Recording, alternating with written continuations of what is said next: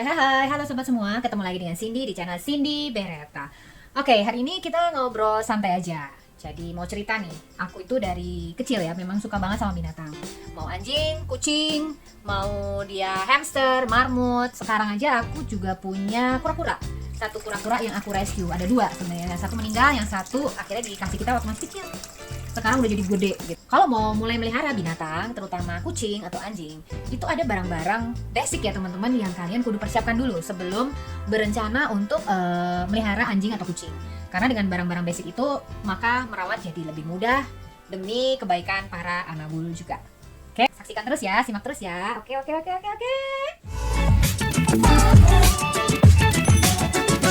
Ini di belakangku ini adalah seluruh perlengkapan anabulku ya. Para anabulku tuh ada di belakang sini, aku letakin di satu itu. Tapi yang lainnya juga ada, misalnya di kamar mandi itu ada kayak toiletries, shampoo dan lain sebagainya. Yang pertama adalah ya udah pasti makanannya.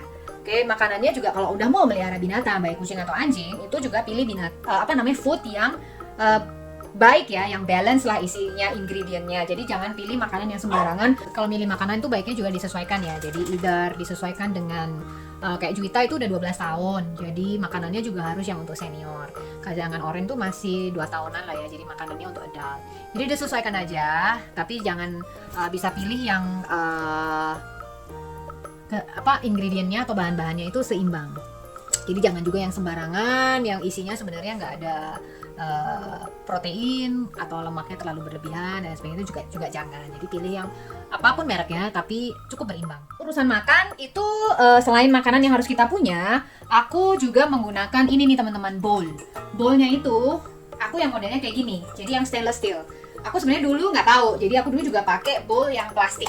Oke, and somehow bowl yang plastik itu ada anjingku yang satunya itu bowl plastiknya digigitin, jadi bisa rusak. Jadi aku akhirnya memilih stainless steel. Jadi nomor satu, dia itu durable, tahan lama.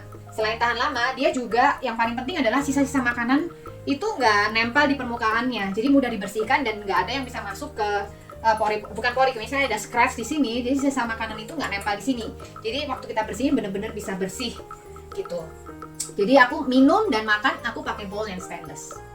Jadi perlengkapan makan stainless steel, lalu makanan pilih yang berimbang. Selain itu yang kudu teman-teman siapin adalah yang ready di rumah. Itu biasanya aku sediakan selalu adalah probiotik, kemudian multivitamin. Multivitamin bisa banyak ya, berbagai merek itu ada, dan kebanyakan aku juga belinya dari online.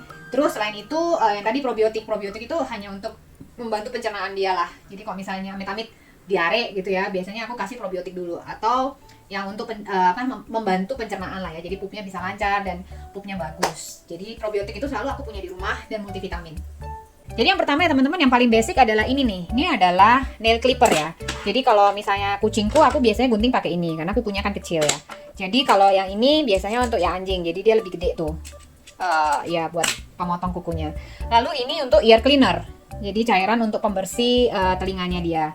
Lalu ini ada toothpaste, biasa untuk gosok gigi, sama ini pinset. Pinset ini aku pakai untuk bersihin telinganya para anabul, baik kucing maupun anjing, itu kita bersihin secara rutin. Sebenarnya kalau misalnya teman-teman nggak bisa kerjain semuanya ini, atau males lah misalnya gitu ya, jadi tinggal pergi ke groomer aja. Tapi kadang-kadang pergi ke groomer, dimandiin di sana, dipotong, diinin, itu juga nggak selalu bersih soalnya. Jadi kayak telinganya itu kadang-kadang juga masih basah dan lain sebagainya. Soalnya kalau dibiarin itu bisa jadi infeksi, karena anjingku pernah kayak gitu.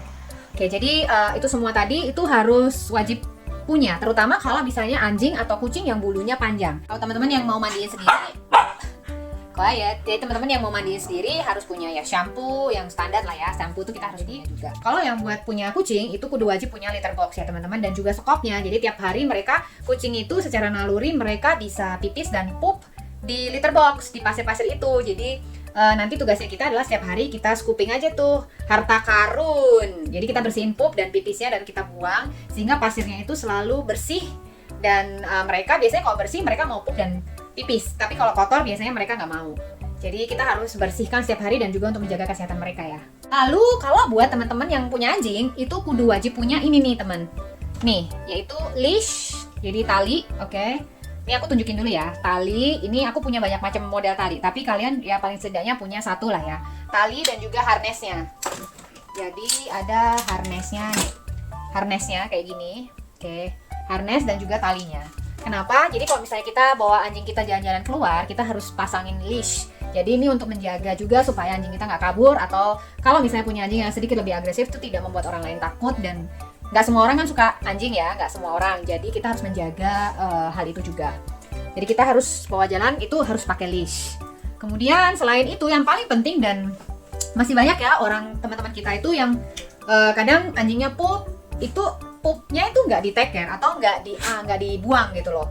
Jadi kewajiban ya teman-teman, kalau kalian punya anjing jalan-jalan dan anjingnya pup, itu kudu wajib dipungut pupnya itu dan dibuang di tempat yang proper, di tempat sampah. Jadi kita jangan tinggalin pupnya itu di jalanan, karena itu juga bisa mengganggu lingkungan dan nggak baik ya. Biasanya aku pick up punya itu bisa pakai plastik atau bisa pakai apa namanya itu, use paper ya.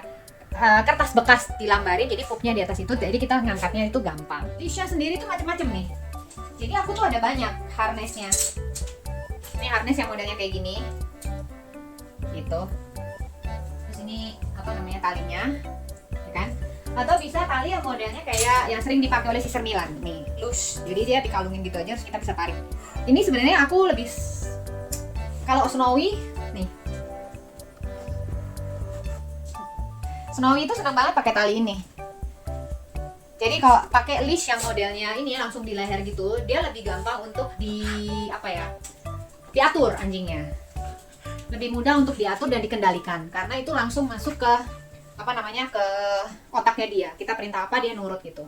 Tapi ya nggak selalu sih, maksudnya nggak setiap kali teman-teman sekalian harus punya tali ini. Tapi ini biasanya yang paling disenengin sama si Snowy ya tali yang ini, yang loose tali. Traveling atau untuk jalan-jalan atau kemana-mana yang kudu teman-teman punya adalah pet cargo nih teman-teman. Pet cargo adalah yang kayak gini. Nah ini pet cargo nggak harus punya banyak, tergantung. Kalau punya satu ya satu aja. Ini karena aku punya 2 anjing dan 2 kucing, maka pet cargonya banyak. Ada yang modelnya kayak gini, bukaannya depan. Ini bukaan depan ya. Kemudian ada juga yang modelnya kayak begini.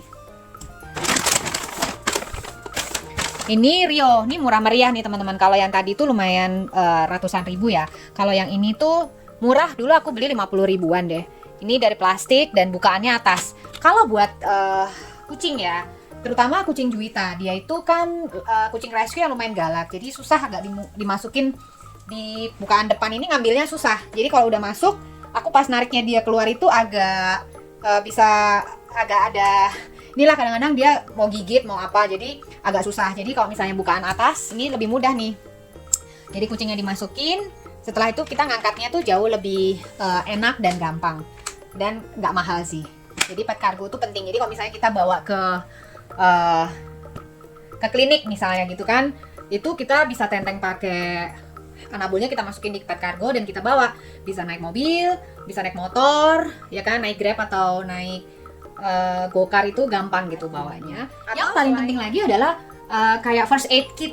Jadi obat-obatan ya, first aid kit. Jadi kalau misalnya kalian punya binatang di rumah, itu kalian kudu punya, nggak semua obat-obatan harus punya, tapi setidaknya standar kita harus punya sesuatu kalau ada emergency atau apa gitu ya.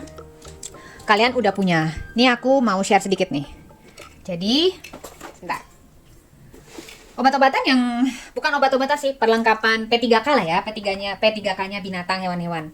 Aku modelnya aku taruh satuin di dalam satu kotak nih, teman-teman. Jadi yang nggak harus semuanya teman-teman kudu punya, yang wajib punya tuh antiseptik. Mereknya bisa macam-macam. Aku sih pakai Biodin. Jadi antiseptik ini untuk kayak betadinnya, dan ini juga kalau dijilat nggak apa-apa. Jadi aku kudu punya ini. Terus kemudian yang kalian kudu punya juga ini biasanya kalau misalnya ada kayak jamur atau apa, aku biasa olesin salep yang ini. Terus yang lainnya tuh aku punya ini Bounty. Sama ini juga kalau luka-luka nih, dulu aku diresepin, jadi aku beli. Nih kura-kura aku lagi pakai ini nih sekarang soalnya. Jadi salep Bounty ini biasanya ada lecet-lecet, itu juga bisa pakai ini. Kemudian yang lainnya wajib, misalnya ini pelontar obat. Jadi kalau misalnya amit-amit binatang atau anabulnya ada yang sakit dan harus minum obat dari dokter, kalau nggak bisa dicekokin langsung ke mulutnya, biasanya aku pakai pelontar ini. Nah, ada satu lagi yang terkait dengan first aid kit yang paling krusial, yaitu adalah ini nih teman-teman. Collar, Elizabeth collar atau collar bisa untuk anjing atau kucing ya. Kalian kalau misalnya binatangnya anabulnya cuma satu ya disesuaikan size-nya aja. Jadi aku punya hampir berbagai size ada nih. Jadi ada yang size-nya Snowy. Ini ada yang untuk cat kecil. Jadi lumayan punya banyak. Teman lihat di sini, ini aku sampai punyanya ya obatnya udah kompleks. Aku punya banyak obat di sini dan sampai aku punya infus. Ini aku sampai punya jarumnya dan segala macam. Ini nggak wajib dimiliki ya, tapi kalau misalnya kalian teman-teman mau punya juga nggak apa-apa sih, karena ini biasanya aku punya karena Juwita itu harus diinfus setiap 2 hari atau 3 hari sekali karena dia punya sakit ginjal tahap awal, jadi dibantu terapi fluid. Dan juga kalau misalnya emergency dehidrasi karena diare, muntah dan nggak mau makan, kita bisa infus sendiri. Oke.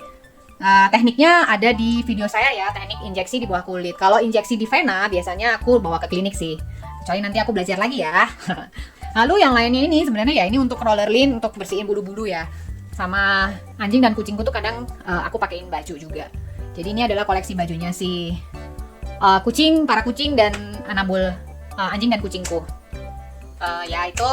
Terus ada satu lagi muscle, karena ini nggak wajib punya sih. Ini hanya informasi aja. Muscle ini biasanya kalau misalnya si Owi ini kadang-kadang suka rada galak sama orang lain gitu. Jadi dia kadang-kadang kita pakein masa kalau memang dia lagi di grooming atau di tempat-tempat yang ini kita pakein masa. Kita punyai. Okay. Ada satu hal yang kita nggak boleh lupa, yaitu ini toys. Jadi toysnya para anabul nih. Jadi ini biasanya kalau kucing si Oren sama Juwita tuh kita godain mainan pakai bulu-bulu gini.